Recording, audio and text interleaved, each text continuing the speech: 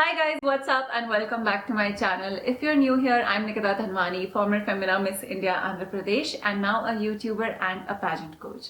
Now whenever we're all competing in beauty pageants, obviously nobody wants to be number two. Nobody wants to be the runner-up. We all have our eye on the main title. So if you're competing in Miss India, your eye is on the blue crown, that is Miss World. If you're competing in Miss Diva, then your eye is on the Miss Universe crown. However, we all know that there can only be one winner and not everyone will get to go and represent the country at the international pageant that they were vying for. Now, there are two types of crowning or sashing systems when it comes to beauty pageants. The first one being where the pageant already gives out the titles for their respective international pageant counterparts. For example, in Femina Miss India, the first runner-up would already be titled as Miss Grand India and the second runner-up would already be titled as Miss United Continents India. Similarly, in Miss Diva, the runner-up will get the Miss Supranational India title already. And then there's the second type of system where the runner-ups are not given their international pageant titles already. Sometimes those things are decided later, and for the time being, during the finale event crowning and sashing, they already get the titles of first runner-up and second runner-up only. Now in today's video, what I want to talk about is what is the difference and what are the factors that play a role in deciding which contestant becomes the winner and which contestant becomes the first runner-up or the second runner-up. And while all three or all four, how many number of contestants are being sashed and crowned on the finale, they are all winners, and even the contestants who have not ended up winning the finale event are winners in their own selves, but there has to be something that made the organization decide who would be the winner. And so that is what I'm going to be revealing in today's video. The first difference between a winner and a runner-up is going to be that the winner will always be a better spokesperson for the brand, that is the pageant organization, and that the winner would have showcased more maturity at certain situations. Because you have to understand that when you're in a beauty pageant, you are sort of applying for a job position, the job of a title holder, and so you have to show the maturity and that you understand what the duties of a title holder should be. And the pageant interview is one of those situations where you can actually show the judges that you are going to be the best face and the best person to represent the brand. This comes into picture when you give media interviews, the way you talk to anyone outside of the pageant organization. What is the reputation of the brand that you are going to be carrying forward? One example of this that I can give you guys is you do not criticize the pageant system, for instance, when you are representing that brand. For example, do not say things such as, yes, we should have more short women being representative. Yes, we should have more fair complexioned or dusky complexioned contestants being represented. As a spokesperson of the brand, you should understand that that has already been happening if you do your research properly. There have been winners in the past who were winning despite their height, despite their complexion. And so as a spokesperson, you should not be putting down your own organization even without realizing it. And so when you walk into your pageant interview room, think like a winner. Think, would the brand want me to represent them? And sometimes it's just the fine differences and reading between the lines that can make or break the difference between a winner and a runner-up. And so that is why your interview scores play such a big role in deciding the overall result of the pageant, because you have to understand that this is your moment to shine. Now, speaking of shining, I actually want to talk about a new ingredient that I have discovered. I want to present to you Dermacore's new Glutathione range. Here we have the 2% Glutathione face serum and we also have the 500 mg Glutathione effervescent tablets. These two products combined are a perfect combination of a topical and an oral solution to your dark spots, your blemishes, your acne scars.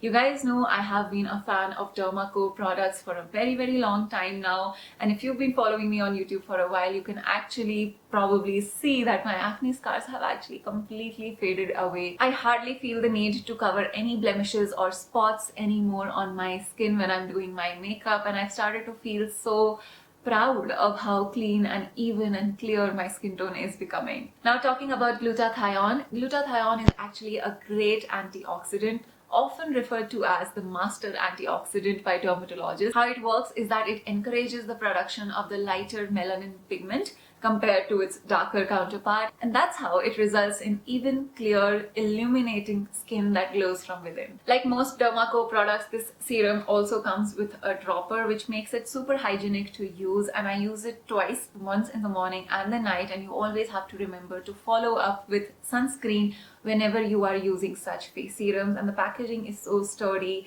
you can see the level of the liquid as well, so you know when your face serum is getting over.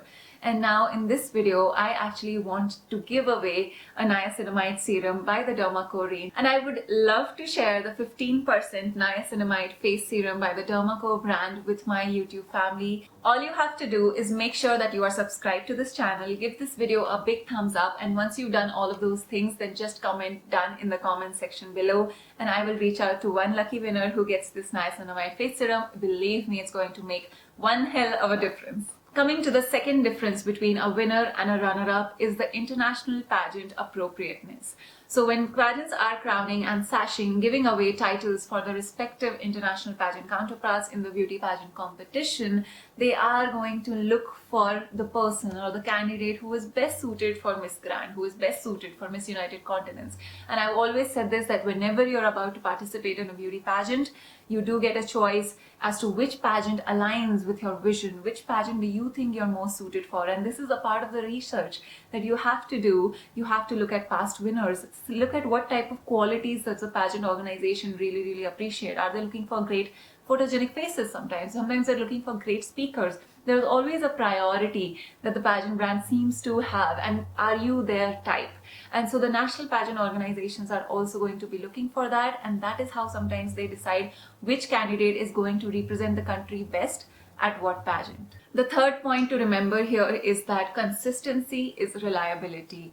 This is something that I have already posted on the Conquer's Instagram just last week when we shared 3 tips to stand out in a beauty pageant. If you don't follow Conquer's Instagram already, you should definitely give it a go, because we share a lot of educational content over there every week as well. Before we move ahead, in case you are interested in training with me for your upcoming pageant, then you should definitely check out the link below, where I will leave the details for the 7-day offline pageant training program that I am conducting in Hyderabad the next month, and so hurry and register because there are very few limited seats left. What consistency is reliability actually means is that when beauty pageants are having a dilemma between 2 contestants who are maybe equally deserving of the winner position, they do tend to look at your past pageant experiences sometimes, and this is only going to happen if there's absolutely a tie.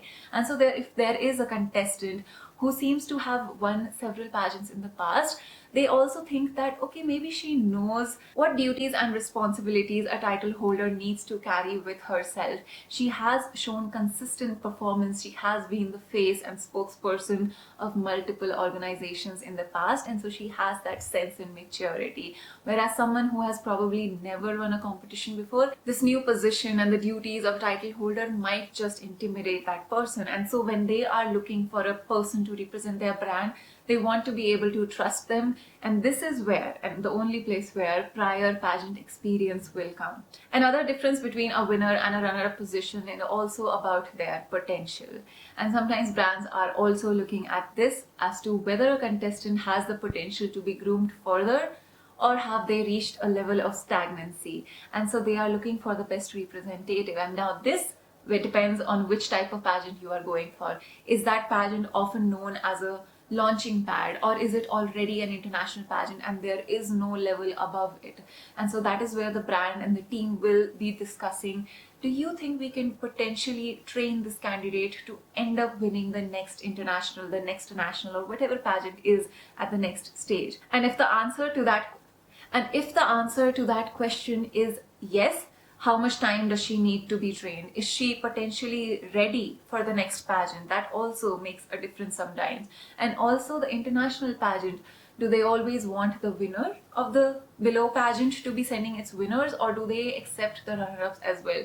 There are so many factors that come into play when these pageants are taking place, and that is why I'm sharing all of this information with you, so that you understand that apart from your performance, apart from the hard work, what are the decision-making factors that come into picture when the judges have to decide between a winner and a runner-up. Another key difference that sets apart a contestant to be a winner is how dependent or not so dependent they are on the organization to be able to work and carry forward their project, carry forward their vision. Do you need hand holding at every step of the way, or are you capable enough of just taking your own initiative? Do you have your own plan of action? Do you have your own strategy, or are you looking to be spoon fed about every single thing? Now, when they are working with title holders, they definitely want someone who has a vision for herself and was not entirely depending on the organization to provide every single thing for her. So if you're competing in a pageant right now, you should probably start thinking about these things as well. And the last but definitely not the least important point that can set apart a winner from a runner-up is also your conduct on a day-to-day basis. Things such as your punctuality really matter. You have to be a good team player, you have to be easy to work with, and the organization works with the winner for most part of their reign and their duration, and works the most with them for their international counterparts. And so when they are investing so much into you, they want to look at how punctual and dedicated you are as well for that journey. In the beauty pageant and entertainment industry, there is a lot of money involved at times, and nobody has the time to be spoon feeding you, nobody has the time to wait around for you. So you need to be quick, you need to be spontaneous, you need to be good at following instructions, and sometimes these are the reasons for which a certain contestant may end up being the winner or the runner-up. And that is all for today's video, guys. I hope you guys found this video helpful. Let me know in the comments below which point was your favorite and which of these things are you going to implement in your pageant preparation journey ahead. And also don't forget to participate in the giveaway if you didn't do that already. As always, I love you guys so much, and I will see you very soon in my next video. Bye!